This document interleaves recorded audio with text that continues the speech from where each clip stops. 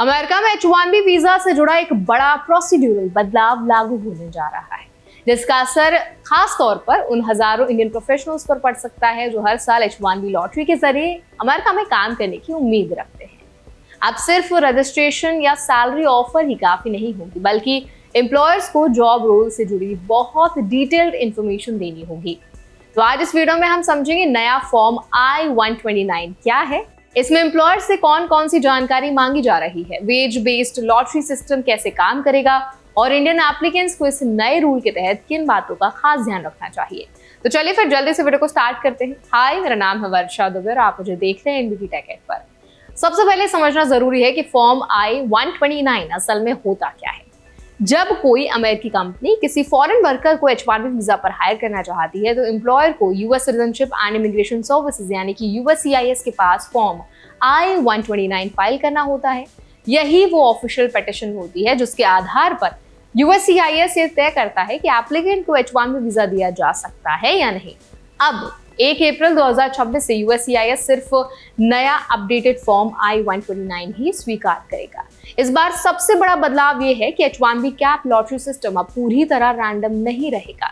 पहले लॉटरी में सिलेक्शन पूरी तरह रैंडम ड्रॉ के आधार पर होता था, लेकिन अब इसे वेज लेवल सिस्टम से जोड़ा जा रहा है।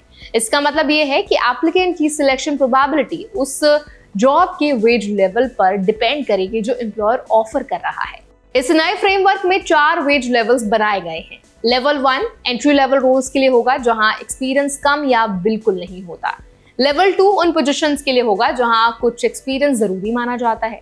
लेवल 3 एक्सपीरियंस प्रोफेशनल्स के लिए होगा और लेवल 4 उन रोल्स के लिए होगा जहां कैंडिडेट हाईली एक्सपीरियंस्ड हो और सुपरवाइजरी रिस्पॉन्सिबिलिटी भी निभाता हो। इस सिस्टम के तहत लॉटरी में चांसेस भी वेज लेवल के हिसाब से अलग अलग होंगे। फॉर एग्जांपल, लेवल 4 एप्लीकेंट्स को लॉटरी में 4 चांसेस मिल सकते हैं, जबकि लेवल 1 एप्लीकेंट्स को सिर्फ 1 ही चांस मिलेगा। इसका मतलब ये है कि हायर वेज लेवल वाली जॉब्स को सिलेक्शन में कंपैरेटिवली ज्यादा एडवांटेज मिल सकता है। अब बात करते हैं नए फॉर्म I-129 में एम्प्लॉयर से क्या क्या इंफॉर्मेशन मांगी जा रही है। USCIS चाहता है कि कंपनीज जॉब रोल के बारे में ज्यादा ट्रांसपेरेंट और स्पेसिफिक इंफॉर्मेशन दें। इस फॉर्म में एम्प्लॉयर को बताना होगा कि उस रोल के लिए मिनिमम एजुकेशन रिक्वायरमेंट क्या है, यानी कैंडिडेट को कम से कम कौन सी डिग्री चाहिए। इसके अलावा ये भी बताना होगा कि डिग्री किस स्पेसिफिक फील्ड ऑफ स्टडी में होनी चाहिए। फॉर्म में ये भी पूछा जाएगा कि क्या उस पोजीशन के लिए मिनिमम वर्क एक्सपीरियंस जरूरी है या नहीं। इसके साथ ही एम्प्लॉयर को ये भी क्लैरिफाई करना होगा कि जॉब रोल में सुपरवाइजरी रिस्पॉन्सिबिलिटी शामिल है या नहीं, यानी कैंडिडेट को टीम मैनेज करनी होगी या जूनियर स्टाफ को सुपरवाइज करना होगा। इन सवालों का मकसद सिर्फ इंफॉर्मेशन कलेक्ट करना नहीं है। इमिग्रेशन लॉ एक्सपर्ट्स का कहना है कि USCIS इन डिटेल्स का इस्तेमाल जॉब क्लासिफिकेशन वेरीफाई करने के लिए करेगा। अगर एम्प्लॉयर किसी रोल को हाई वेज लेवल पर रजिस्टर करता है लेकिन जॉब डिस्क्रिप्शन और रिक्वायरमेंट्स एंट्री लेवल जैसी लगती हैं, तो USCIS उस डिस्क्रिपेंसी को जांच कर सकता है। इसका मतलब ये है कि अब जॉब डिस्क्रिप्शन, वेज लेवल और रोल रिस्पॉन्सिबिलिटीज के बीच कंसिस्टेंसी होना बहुत जरूरी होगा। एम्प्लॉयर्स को रजिस्ट्रेशन, लेबर कंडीशन एप्लीकेशन यानी LCA और फाइनल फॉर्म I-129 पिटीशन में एक जैसी इंफॉर्मेशन देनी होगी। अगर इन डॉक्यूमेंट्स में मिसमैच पाया जाता है तो पिटीशन पर सवाल उठ सकते हैं। इंडियन एप्लीकेंट्स के पर्सपेक्टिव से ये बदलाव काफी इंपॉर्टेंट है, क्योंकि H-1B वीजा के सबसे बड़े एप्लीकेंट्स भारत से ही होते हैं।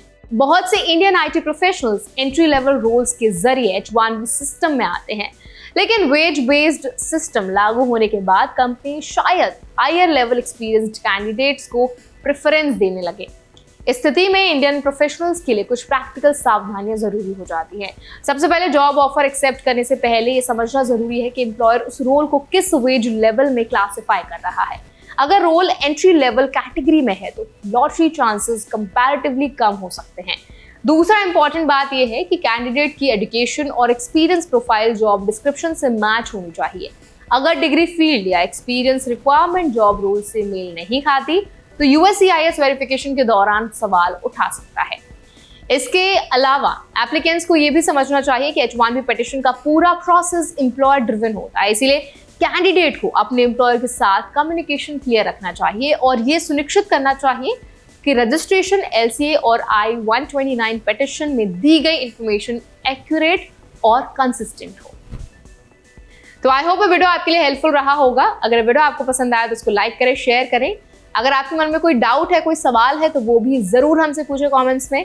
ऐसे और भी अपडेट्स के लिए, वीडियोस के लिए, इन्फॉर्मेशन के लिए हमारे चैनल एनवी टेक को भी जरूर सब्सक्राइब करें।